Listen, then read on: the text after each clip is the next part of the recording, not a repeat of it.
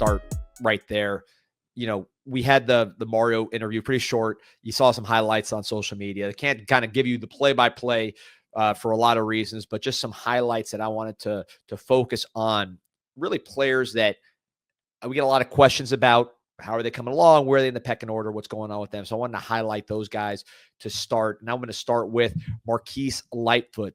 This is the 5-star defensive end from Chicago, Illinois. Played last year. Didn't play a ton with the defense itself. Did a lot of special teams. Played kickoff, which for a defensive end, that's interesting. Shows you his speed, toughness, physicality. Of course, wasn't the heaviest guy.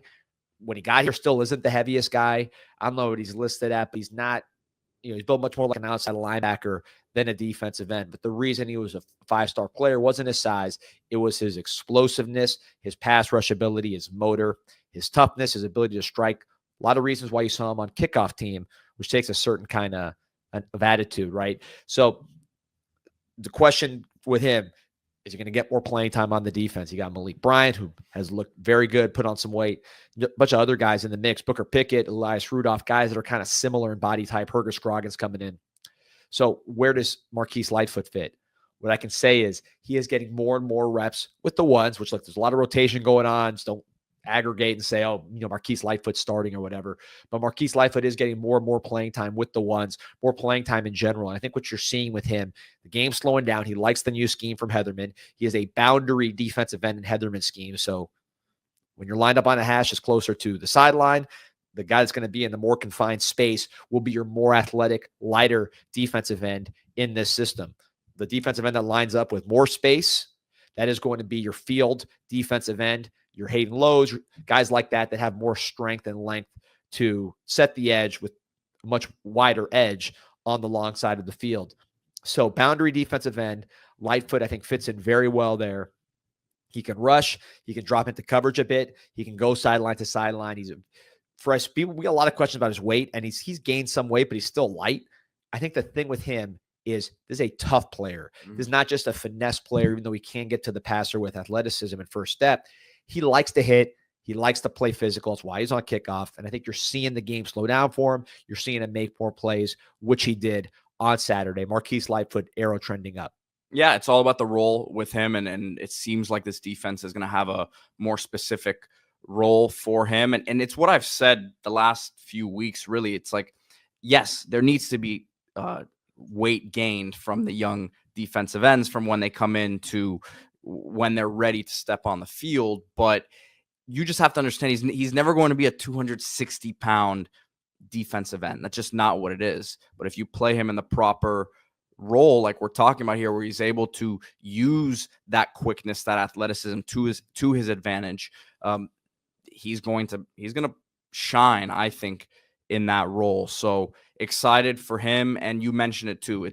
And we talk about this with corners a lot. Like, it's not that you have to be hitting like a linebacker out there, but you have to be willing. And he's not a guy who is going to win with straight power, but if he's willing to kind of get his nose dirty, then I think it's going to go a long way for him and just continuing to earn reps in this scheme, because there's other guys who kind of fit a similar style as he does. Yeah, and I think the motor, right? He does have toughness. He does have power. He also has that motor. So when you're a fast guy with motor, talk about backside, chasing plays down, he has that as well. So that's another thing that's going to allow him to get on the field and maybe overcome some of the lack of pure power, which, look, if you compare him to linebackers, he's just as fast as most of them, if not faster, and he's bigger, longer. So it just kind of depends how you use him. I think the key is boundary defensive end in this Heatherman system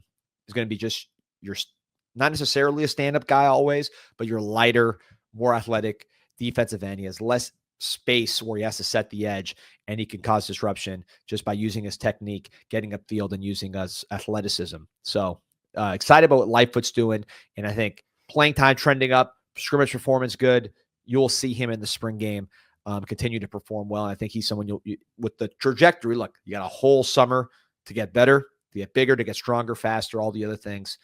If he does the right things for the next few months, I think you'll see him on the field when we play Notre Dame. Starter, rotation, whatever, I think you will see him factor in some way based on the trajectory. But It's April 7th. Long way to go until the season starts. Everybody's got to keep doing the right things to put themselves in a position to play.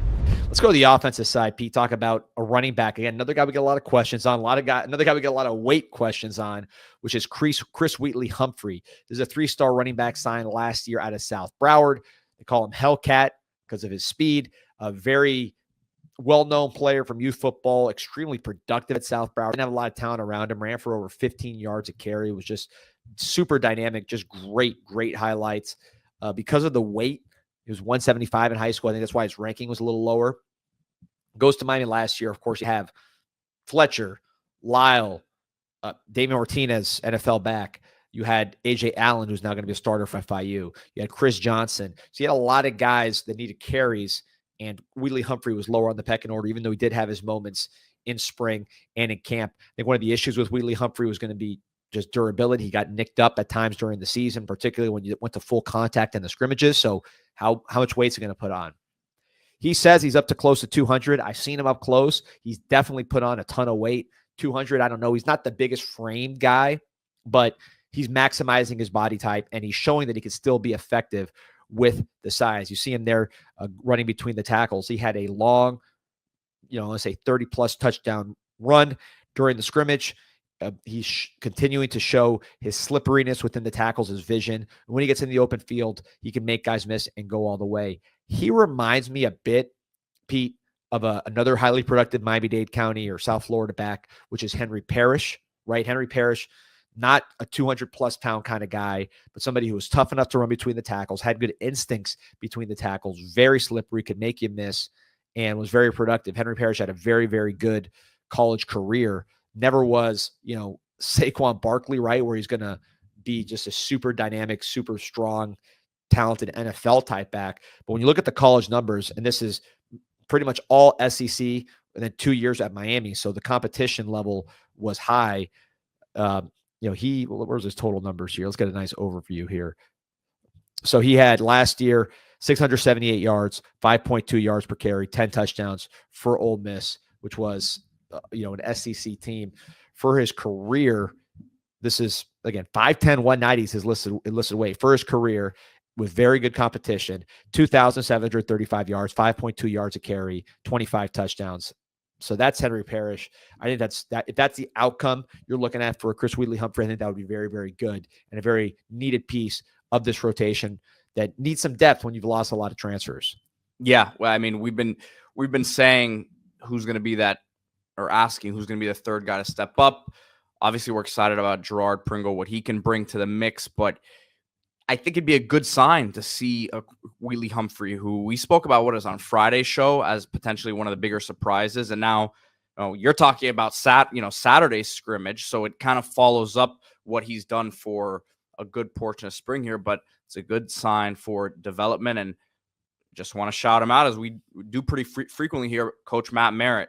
Because when he was hired, I think he wasn't the biggest name that was hired, but that seems like a really good evaluation from Mario's point of view in terms of that hire, because recruiting wise has been great.